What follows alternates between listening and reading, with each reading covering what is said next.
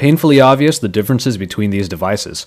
While the iPhone 5 is Apple's current flagship that is soon to be updated, the Galaxy Note 3 is the behemoth that has just been announced. It's a 4-inch, 1136 by 640 resolution IPS screen up against a 5.7-inch 1080p Super AMOLED monster, with matching smaller or bigger bodies to match.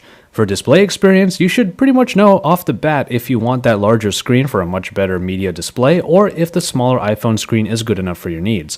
In the case of the iPhone 5, it's a smaller stature that makes it incredibly easy to handle, while the Note 3 pretty much always requires two hands, especially when considering the S Pen. The metal body of Apple's phone has always been well received, but Samsung is finally moving from its glossy plastic and has moved to a textured plastic that honestly feels and looks much better. It seriously comes down to your comfort level, but with the Note being pretty consistently popular, maybe size doesn't matter quite as much as it used to. Under the hood, we have completely different packages powering different ecosystems.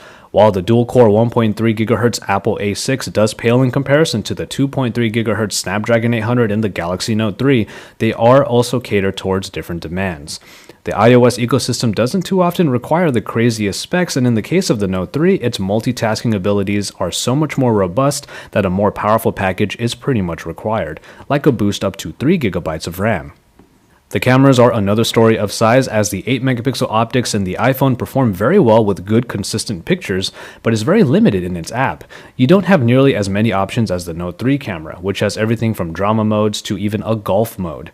Quality is a subjective matter, but this Note 3 camera, which is basically the well-received S4 camera, has been able to keep up with the iPhone's optics quite well.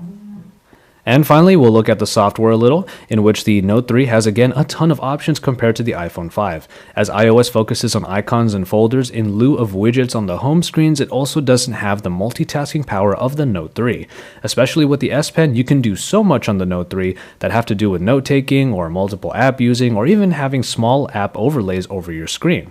There is no doubt that the Note 3 offers a ton, but for some, it might be too much, and perhaps the simpler but still powerful operation of iOS is just enough for the many people who still use the iPhone. And so, there you have it.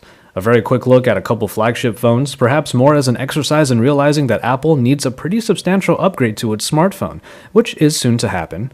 For now, these are the flagships we have to compare, and we'll see what Apple has in store for its next iPhone iteration to keep up with what Samsung and Android have to offer. We have more on the Galaxy Note 3, so stay tuned to Android Authority, your source for all things Android.